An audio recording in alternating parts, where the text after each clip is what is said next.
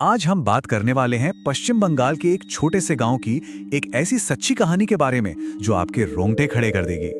लेकिन सुनिए, ये सिर्फ कोई आम भूत की कहानी नहीं है। नहीं, ये एक गहरे राज, एक धोखे और बदले की कहानी है। तो चलिए शुरू करते हैं। तो इस कहानी की शुरुआत ना हम शुरू से नहीं करेंगे।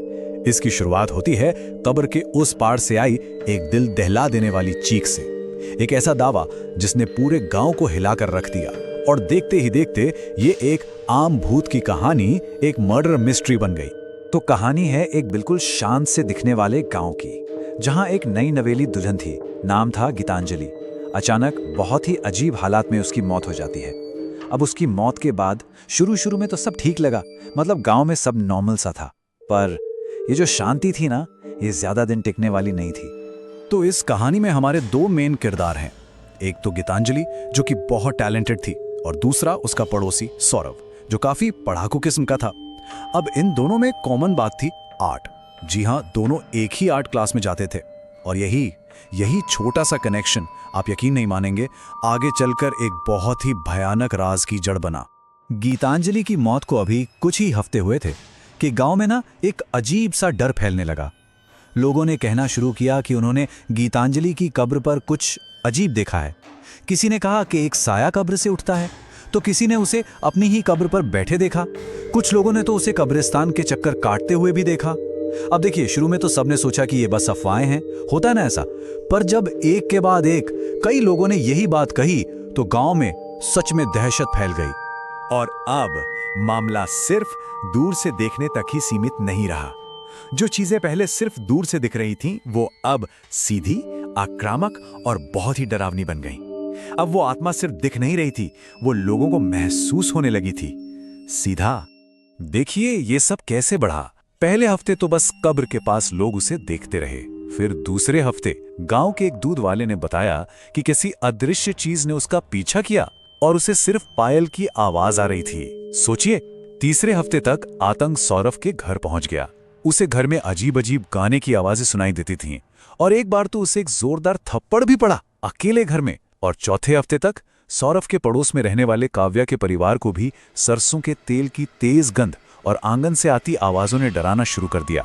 साफ था, आत्मा की हरकतें अब बहुत पर्सनल हो रही थीं। कब्रिस्तान से शुरू हुआ ये डर अब लोगों के घरों में घुस चुका था, खासकर सौरभ और उसके पड़ोसियों के घर। तो अब सवाल ये उठता है कि आखिर ऐसा क्यों हो रहा था? वो आत्मा सिर्फ सौरभ और उसके पड़ोस वाले परिवार को ही क्यों निशाना बना रही थी? मतलब क्या कोई पैटर्न था इसके पीछे, कोई मकसद? ये वो सवाल थे जिनका जवाब उस वक्त किसी के पास नहीं था। और फिर आई वो रात। कहानी अब अपने क्लाइमैक्स पर पहुंच रही है। एक ऐसी खौफनाक रात जिसने सब कुछ बदल कर रख दिया। ये वो रात थी जब डर ने अपनी सारी हदें पार कर दी। आधी रात का वक्त, सब कुछ एकदम शांत। तभी काव्या और उसकी बहन को अपने आंगन से घुंघरुओं और गाने की आवाजें सुनाई दी। पहले तो धीमी थी, फिर धीरे धीरे और तेज होती गईं। ऐसा लग रहा था मानो कोई उनके आंगन में ही भरतनाट्यम कर रहा हो। अब बहुत हिम्मत जुटाकर दोनों बहनों ने खिड़की से बाहर झांका, और उन्होंने जो देखा, उनके आंगन में एक औरत नाच रही थी। उसकी पीठ उनकी तरफ थी और वो सौरभ के घर की तरफ मुंह करके नाच रही थी। जैसे ही उन दोनों के मुंह से हल्की सी चीख निकली, उस औरत ने नाचना बंद कर दिया और फिर बहुत धीरे धीरे वो उनकी तरफ मुड़ी। वो गीतांजलि थी, बिखरे हुए बाल और आंखों में एक भयानक खालीपन। गांव वालों का जो सबसे बड़ा डर था, वो अब उनकी आंखों के सामने हकीकत बन के खड़ा था। इससे पहले कि वो दोनों बहनें कुछ समझ पाती या वहां से हट पाती, गीतांजलि की आत्मा बिजली की रफ्तार से उनकी खिड़की पर झपटी। खिड़की पर एक जोरदार धमाका हुआ और कांच के उस पार से एक ऐसी चीख गूंजी जिसने दोनों बहनों के होश उड़ा दिए। चीख थी, मुझे मारा गया है। लेकिन खौफ अभी खत्म नहीं हुआ था। नहीं, उसी रात थोड़ी देर बाद काव्या की दादी ने अपनी आंखों से गीतांजलि की आत्मा को सड़क पार करते और सीधा सौरभ के घर में घुसते हुए देखा। ये वो पल था जिसने सौरभ की किस्मत का फैसला कर दिया था। अगली सुबह जब हिम्मत करके गांव वाले सौरभ के घर में घुसे, तो अंदर का मंजर देखकर सबके होश उड़ गए।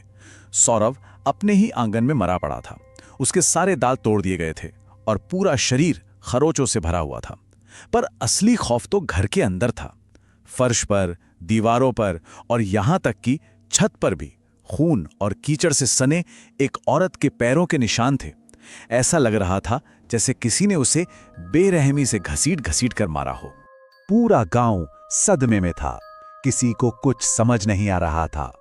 आखिर में इस गुत्थी को सुलझाने और उस आत्मा को शांति दिलाने के लिए गांव के एक जानकार बाबा को बुलाया गया और उन्होंने जो राज खोला उसकी किसी ने कल्पना भी नहीं की थी। बाबा ने बताया कि गीतांजलि और सौरभ का एक गुप्त अफेयर था। वो दोनों छिप-छिप कर मिलते थे। फिर गीतांजलि प्रेग्नेंट हो गई। जब उसने ये बात सौरभ को बताई तो सौरभ ने जिम्मेदारी लेने से साफ इनकार कर दिया। और बात यहीं खत्म नहीं हुई। अपनी इज्जत बचाने के लिए सौरभ ने चुपके से गीतांजलि को जहर दे दिया।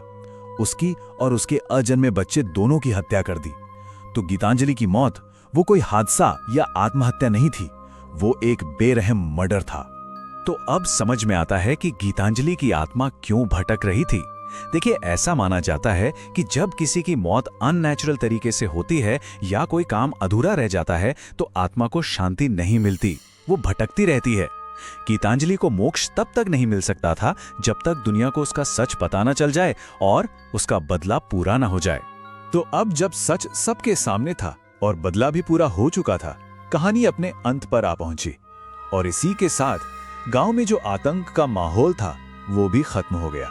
सोचिए, गीतांजलि की आत्मा असल में बुरी नहीं थी। उसका मकसद किसी को बेवजह डराना नहीं था, वो तो बस इंसाफ मांग रही थी। उसकी हरकतें जितनी भी डरावनी थीं, वो असल में न्याय के लिए एक पुकार थी। वो बस सबको ये बताना चाहती थी कि उसके साथ कितना बड़ा धोखा हुआ था।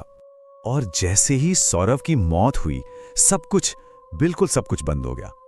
वो सरसों के तेल की गंध, वो पायल की आवाजें, सब कुछ अचानक गायब हो गया, जैसे कभी कुछ हुआ ही ना हो।